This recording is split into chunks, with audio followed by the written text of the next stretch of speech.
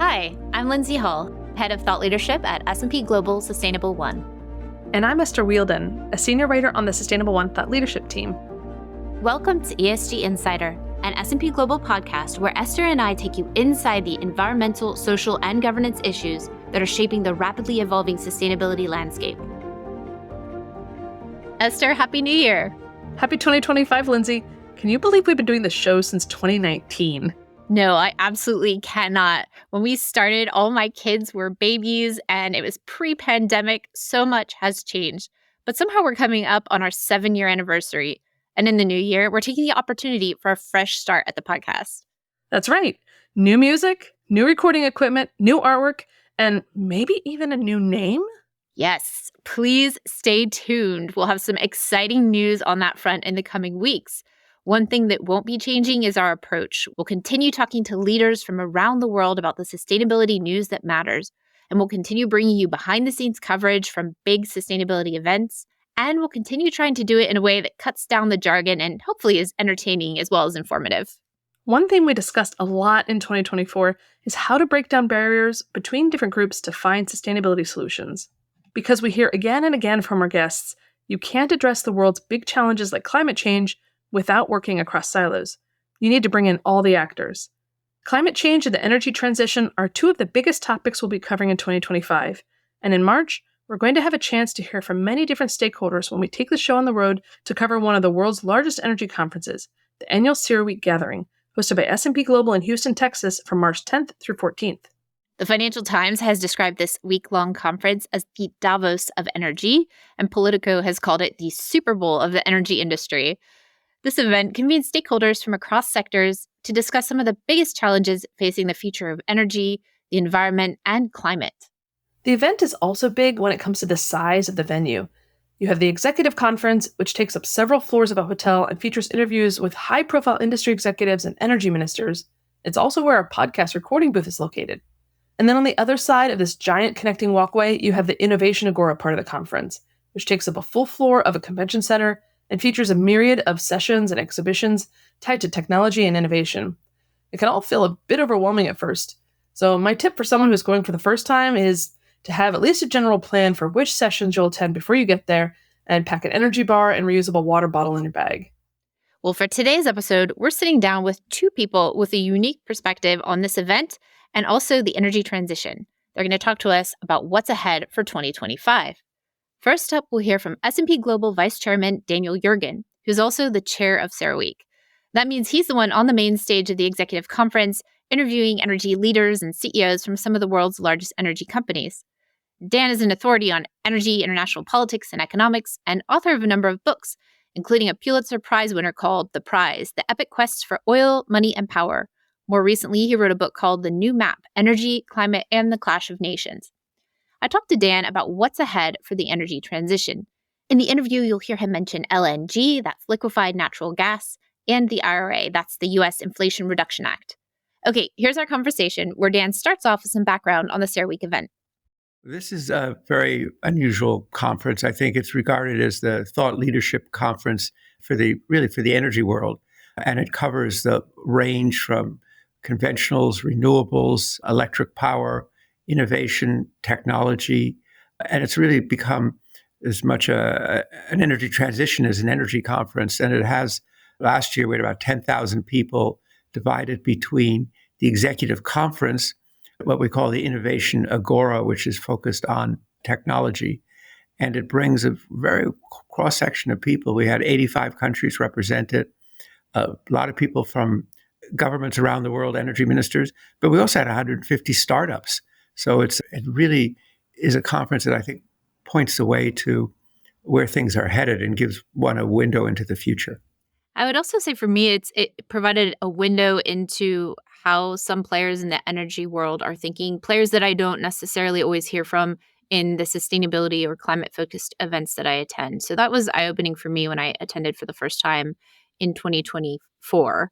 So Dan, your latest book, The New Map, Energy, Climate, and the Clash of Nations. And I'd like to pick up on that last point, the Clash of Nations, because when we last spoke about 6 months ago, you talked about the role that diplomacy will play in facilitating solutions to climate change and the global energy transition. And I'd say this topic since we talked has only become more relevant with US election results, continued geopolitical unrest.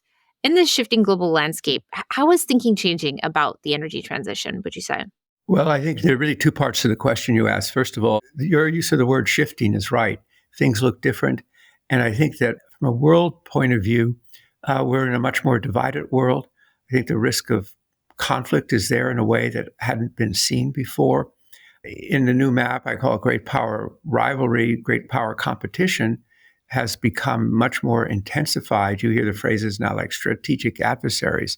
So I think the global political situation is very unsettled, and that's going to reverberate on energy transition, on sustainability, and on energy markets themselves. So that's the big picture. Dan said that in recent years, there was more consensus about the energy transition. Now, however, he said that's changed, and this requires a rethink of the energy transition. Here's Dan talking about the shift away from consensus. I think that a fair amount of the thinking about energy transition was actually developed first in a more peaceful world. Secondly, a lot of it congealed during COVID when demand was down, prices had collapsed, and there was this kind of linear transition. You'd get in a kind of hop in the car and you'd end up in 2050 where you wanted to be. But that's not what's actually happening.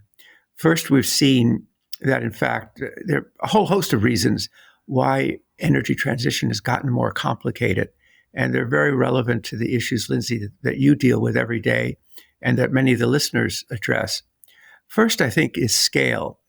When I was writing the new map, already people were talking a lot about energy transition. So I said, okay, I'm going to go back and look at the history of energy transitions. And how does that compare to this one? And none of them compare to what is expected today. They unfolded over a century. In fact, I dated the beginning of the energy transition to January 1709 when an English metalworker figured out how to make iron better using coal than wood and charcoal. But all these transitions took a really long time, and they weren't really just transitions, they were energy additions. And we've just seen the numbers since we've spoken last have come out about 2023. Take coal. In the 1960s, oil overtook coal as the world's number one energy source. Last year, the world used more coal than it ever used before, and 3 times as much as the 1960s. So first, it's scale. I mean, really, how quickly can you change a $110 trillion world economy in 25 years? We see the problems in Europe right now, where because of higher costs of converting industry to lower carbon, Europe is in a very difficult process of deindustrialization. It seems almost every day jobs are being cut in Germany. The second thing that has changed is a focus on energy security, which was not there during COVID because there's no problem. But the Ukraine war, Russia's invasion, the disruption of markets certainly put energy security back on the agenda. And the German chancellor, Germany's at the forefront of pushing renewables, but going to Senegal and Canada asking for LNG. And a few months ago, he was in Kazakhstan looking for Kazakh oil. So governments can't not worry about energy security. And we saw the use of the Strategic Petroleum Reserve in the United States.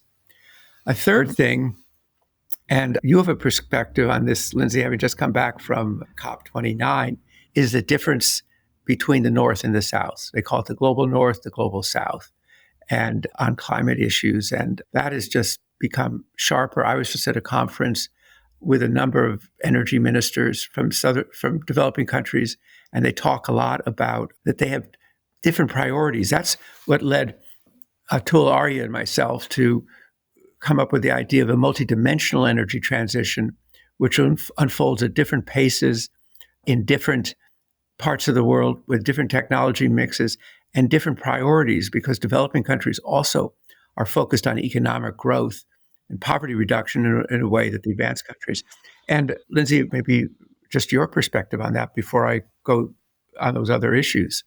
Well, I definitely heard this, I guess you could call it frustration, with the fact that the money is not forthcoming to help these developing countries or the global South decarbonize in the way that these developed countries are expecting them to. Basically, this frustration that if you expect us to make these kind of changes to our energy mix, to our economy, there needs to be money to back that up, especially since we haven't historically been the ones who are most responsible for greenhouse gas emissions. And I think there was also frustration with the final numbers that came out of COP29 in terms of what was agreed, $300 billion a year.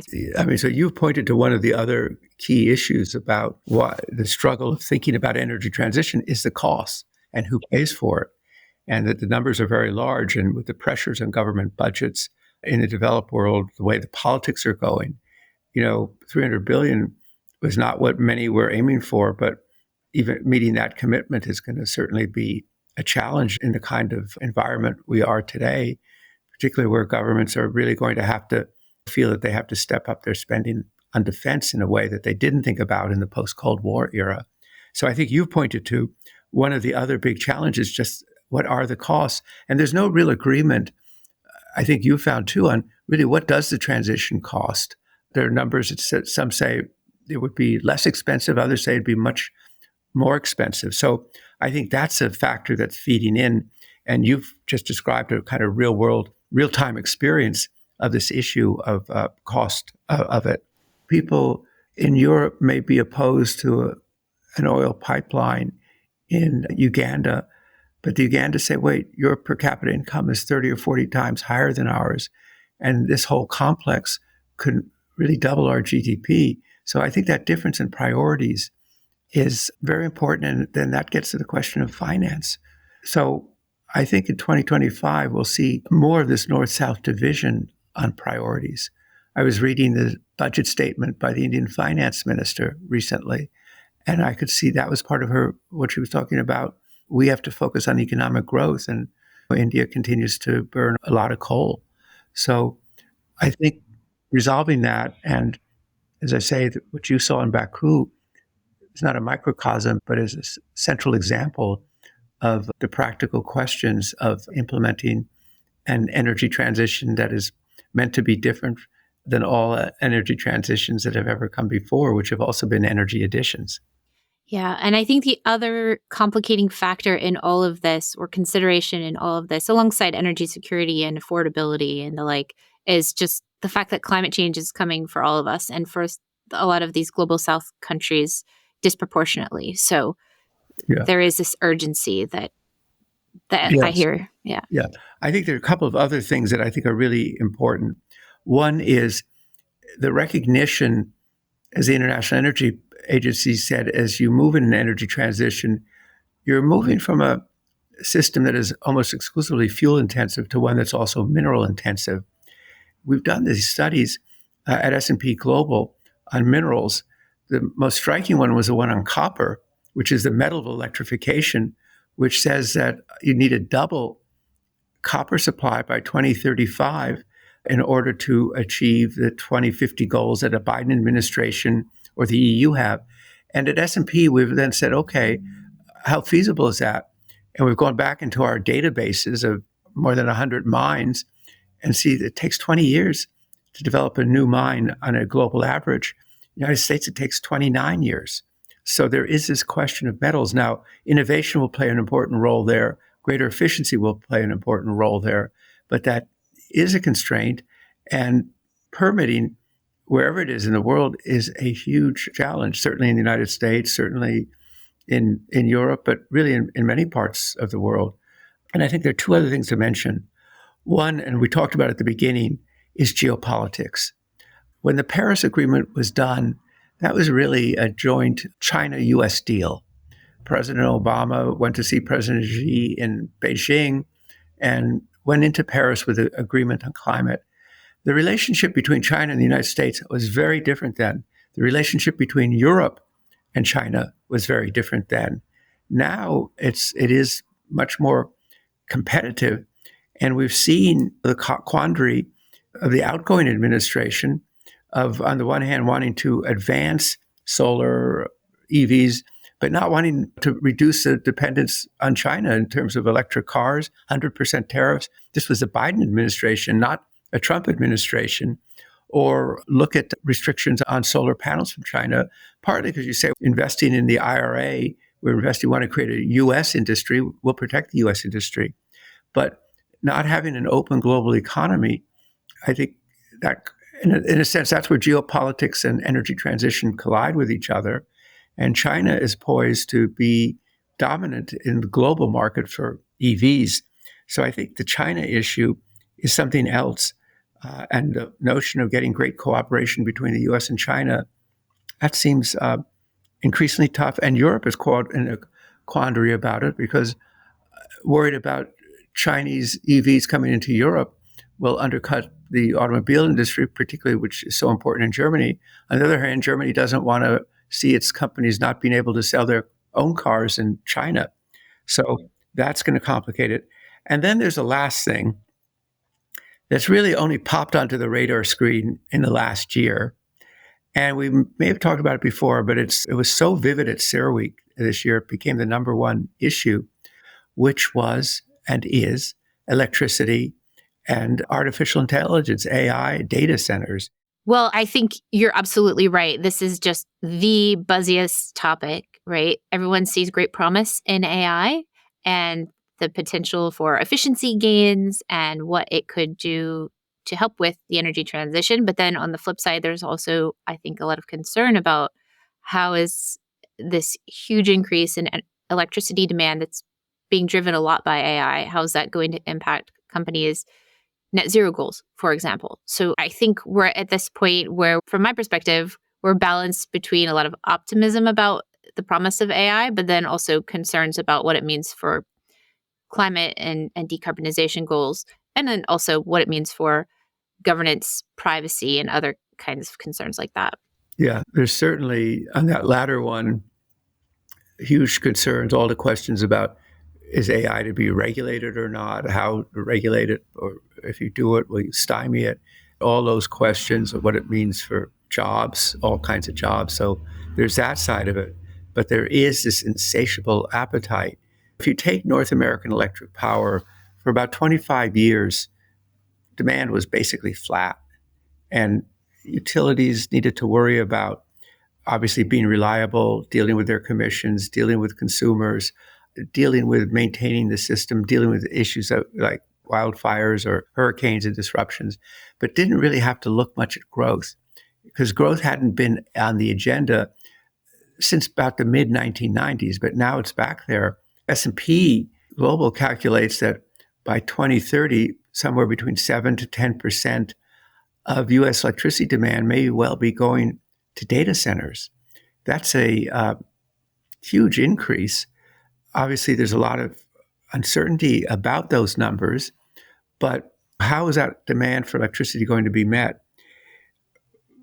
Wind and renewables, as you continue to get rolled out, it does appear that there's going to be more natural gas in electric generation. Natural gas now is about half of U.S. total electricity generation, and that you're going to need more natural gas because utilities or power providers need reliability. Data center operators need reliability 24 hours. What is striking is, the enthusiasm about nuclear. At CERAWeek in March, the head of the Nuclear Energy Institute, which is their trade association, she was describing how when she took the job in 2017, the outlook was very bleak. Now, 60, 70 different startups and advanced research programs, maybe more in nuclear. We see multi-billion-dollar valuations for small nuclear reactors, which have not yet been produced. Fusion is being talked about differently. The impact, assuming this all goes forward, we won't be felt until the 2030s. But a big change here is that the big tech companies now are players in a very serious way in electric power and in terms of looking for technologies, because there's one other way that the electricity demand will be met, and that's by reducing the electricity demand. I was just hearing the other day from a group of investors about data centers that will be less electricity intensive, because I don't think until recently there was a big focus on being more efficient in the electricity demand. And also NVIDIA says their new chips will be less electricity intensive. So it's an uncertain picture, but it certainly changed the perspective. And then you do have the growth of electricity demand also because of, call it, energy transition demand, like EVs and so forth, electrification of industry, and also the reshoring of manufacturing to the United States. So I think front and center is the overall response to the need for electricity, and then the challenge of how do you get anything permitted in a timely way in the United States. And we're going to see that played out a lot in 2025. I certainly heard a lot of frustration about the permitting process when I attended CERAWeek in 2024. Dan, as we look ahead to CERAWeek 2025 in March, talk to me about some of the key themes that this year's event is going to cover. Well, I think your listeners will be very interested in what's happening in decarbonization, the pace of it, as the outlook for hydrogen changed, where technology is, how heavy industry is decarbonizing. They'll be very interested to see is the viability of carbon capture. And I think that the wind industry has been under a lot of stress, I think, and because of supply chains, particularly for offshore. And so one big question is offshore wind, and the change of administration will make a big difference. So to understand what the new administration's priorities are, what the priorities of the Democrats are in Congress, we'll hear a lot about the topic you've talked about, financing the energy transition. We'll be hearing about what's going to be very significant is what's happening to global trade in terms of tariffs, export quotas, and so forth, and how is that going to affect energy demand. I think that China has been so important in terms of energy demand. Half of all the growth in the world oil demand for 2 decades has been China. But has China really changed now? Is it just in a kind of down period? Or is the fact that over 50% of new cars being sold there are EVs, is that really going to change the course of world energy demand? Obviously, the power grid, how you make it more efficient, how you deal with transmission, those will be big issues. And I think certainly geopolitics is going to be a very key question for the future of energy. But in so many countries, you have new policymakers. So in the US, you have a Trump administration. In the UK, you have a Labour government. You have the EU with its own challenges about deindustrialization and growth and falling behind the United States. And so they'll all come with kind of different priorities. We'll have a whole track on critical minerals, which will be very important. And going back to what you said about finance for not just energy, but for the energy transition. So I think those will be some of the big things. And then what are the options for managing emissions? How do you do it? What kind of investment needs to be made in that? And I guess we will be 4 or 5 months after COP29 and looking to COP 2030 and saying, where's the global negotiation, the words you used at the beginning, the global diplomacy around energy transition? How's that going to play out? And what are the next stages? And I think COP 2030 is in Brazil. Is that right? That's right, yes. And it's going to be somewhere in the rainforest. So that will have probably a very different perspective than COP 29 did. So those are some of the issues. And then there will be the things that always come as surprises, the issues that were not so apparent. And as we said, this past year is electricity. I think there'll be a discussion. There's a lot of growing amount of experience about hydrogen and how fast it's going to develop and in what ways it's going to develop. And going back to what we were talking about, a lot of the energy transition is about electrification. And so that will be a fundamental theme that runs through the entire conference. Anything else, Dan, that you'd like to highlight about CERAWeek 2025? I think, the era of globalization that arose with the end of the Soviet Union and the sort of collapse of communism in the Soviet Union and Eastern Europe and the integration of China into the global economy in a way that what I called in the new map, the WTO consensus, that we're all in together, globalization is generally good, although there are problems that have to be addressed. That's over. And we are really now in a fragmented or divided world. And these issues of geopolitics, of conflict, of tariff barriers, of trade are going to be actually quite woven through the conference because the world has become so much more dependent on supply chains that cross borders. People used to talk about the borderless world, and that's over. And so I think us having an understanding of the geopolitical context of what do what does a world of tariffs mean? What does a world of export controls mean? What does that mean for growth? What does it mean for the energy transition? What does it mean for global stability and peace? Those questions are now inescapably tied up with energy. And we've seen, because of what's happened with Russia's invasion of Ukraine, a global oil market now is a divided oil market. Russian oil only goes to certain markets. What we've seen is that one of the main avenues for world trade, as well as energy trade, the Red Sea, is now a hotspot of conflict, and people are having to adjust to it. And so I think people will be trying to understand where are the next disruptions coming that will affect world trade. World trade will affect economic growth, will affect the pace of the energy transition.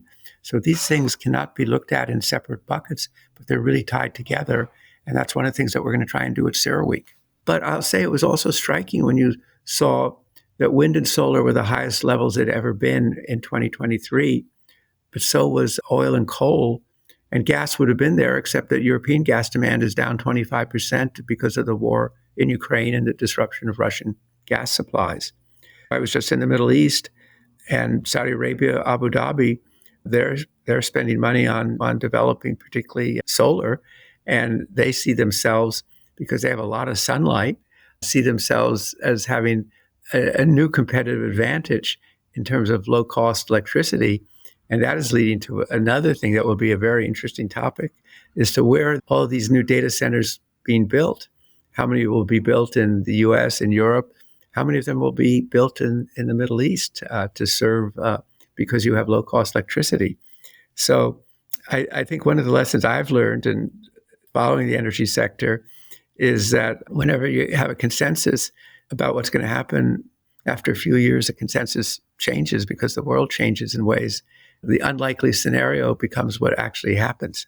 I think the other issue that I took away from this recent trip to the Mideast is a sense of call it the rebalancing of the global oil market and the geopolitical significance of that. I think it's not recognized, widely, the geopolitical impact of the change in the energy position of the United States. In the new map, I talk about where and explain where the shale revolution came from. And then you heard people saying, want to ban shale. Shale is 75% of U.S. oil production, 85% of natural gas. So were you to ban it, the U.S. would have to import, because we have all these cars that run on gasoline, 10 million barrels a day or some number like that of oil. And that would be highly destabilizing.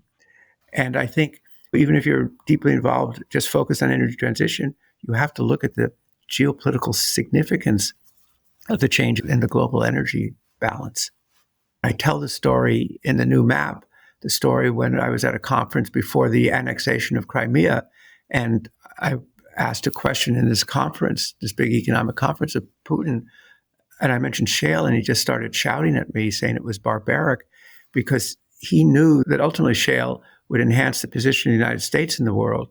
And secondly, it would compete with Russian gas.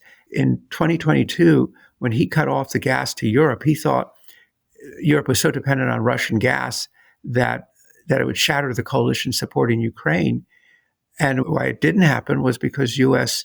LNG, it was a very important part of the overall, was there. And, we might be looking at a very different situation in Europe, where the U.S. not an exporter of LNG, and Putin was prescient from his point of view in being opposed to it. And just so I'm clear, Putin was shouting at you in this? Yeah. This was a conference of about 3,000 people, big, his annual economic conference. And as I say, it's before he annexed Crimea. And I asked the first question. He was on the stage with Chancellor Merkel of Germany. And so they turned to me for the first question, and I was asking him the question that had been recurrent: what are you going to do about the fact that your budget is so dependent upon oil and gas revenues? But I mentioned shale, and he started shouting at me. And I'll tell you, being shouted at by Vladimir Putin in front of 3,000 people was a very uncomfortable experience.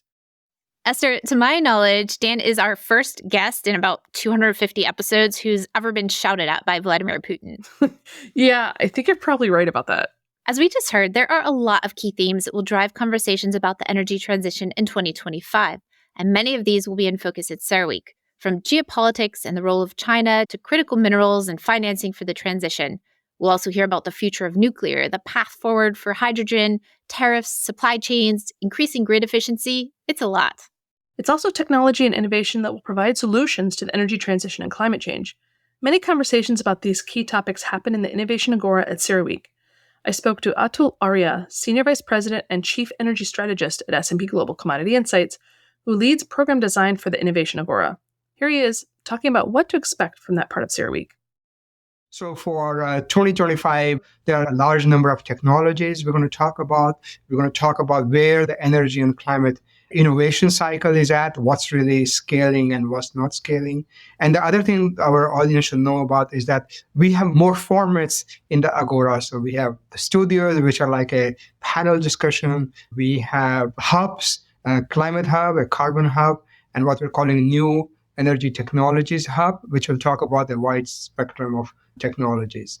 But we will cover pretty much everything related to energy, climate change, innovation, what we call platform technologies, things which are underlying, enabling any large industrial value chain. In case of energy, the digital technologies, things like AI, drones, and also, of course, mobility, which is a big part of the energy ecosystem. We will cover that as well. The other thing which is getting very exciting, and this is related to AI, is that can AI accelerate energy transition? And I'll give you one example of that, maybe two. So one is around sort of material discovery. So can there be new materials which AI can help discover, which will be cheaper and better and not as much dependent on critical minerals for storage technologies? And we're already seeing the impact of that sort of AI on new material discovery. So we're going to talk about that. Another example of AI is on power sector, not on the demand side, but on the transmission side. So we know that building new transmission lines, whether it's here in the US or around the world, is difficult because of people don't want big, high-power transmission lines in their backyard. But we have transmission lines already. Can we make better use of them? So one of the things we are hoping to discuss is how is AI helping us repower the transmission lines? Can you transmit more power through them or do some smart engineering, smart grid type engineering to make them even more efficient? I would say that the carbon capture and storage is a really important technology because we can't really get to net zero without carbon capture, given the current state of emissions already in the atmosphere, and some of them will have to be taken out like a negative emissions. And AI can also help us do faster design. I think everybody knows that AI is going to consume a lot of energy. So we'll talk a little bit about that. But I think that's only one half of the coin, or maybe even a quarter, because what AI will be able to do to help us transition and do all the other things, in healthcare and education and so on. In my view, we are kind of on the paragraph 1, chapter 1 of that book. And we hope that we can write a few more pages at CERAWeek this year. There is no shortage of very interesting, innovative ideas. It's an experience to be in the Agora, the buzz, the people, a lot of young people come. We have a lot of universities who come to discuss what they're working on. National labs from the US are there. And don't think about the Agora as just BAU, large oil companies or gas companies or power utilities talking their thing. It's a different experience. And our goal with Agora is to move the conversation, move the technologies, and ultimately help companies solve the climate problem while meeting the energy demands. What's striking about CERAWeek for me is that the conversations can be quite different from those that we hear at more sustainability-focused events we cover. I wanted to understand, how do we bridge the gap between the energy and sustainability communities? I posed this question to Atul. It is not that CERAWeek is, or the people who organize like myself, are opposed to energy transition. We recognize the challenges of climate change. I've spent a big part of my career working on climate change. And actually, the climate hub we have in CERAWeek was really to have that conversation, to bring people who may have different perspectives. Actually, last year, as an example, we had a discussion with the world's three of the top leading climate experts just on the urgency of climate change. we hope to have similar conversations this year. So first thing I would say is that it's not a either or, right? We have to provide energy to people around the world. We also have to address climate change. I was born and I grew up in India, so I've seen firsthand how important energy is to people's well-being. When I was young, my father built power stations, so I could see immediately the impact of power stations on the livelihood. So we need to do that. But at the same time, and I'm sure in some of the sustainability-focused events, people know this, that the people who are least prepared to deal with the consequences of climate change are the same people living in places like India or Africa.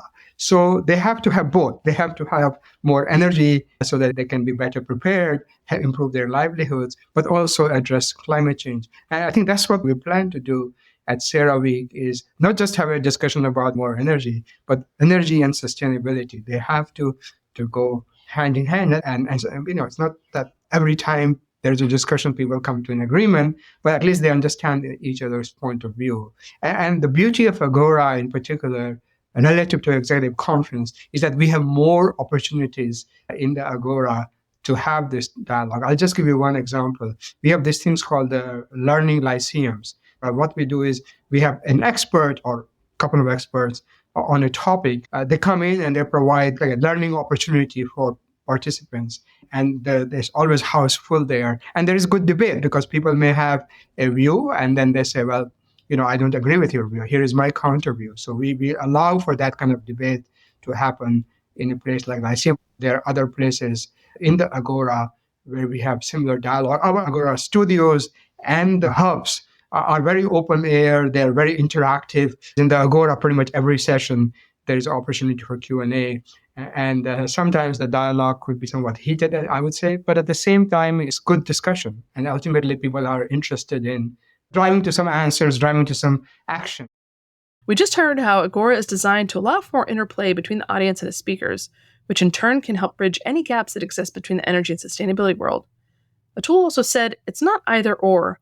We have to provide energy to people around the world, and we also have to address climate change. And how do you do both effectively amidst the geopolitical unrest we heard about today from Dan?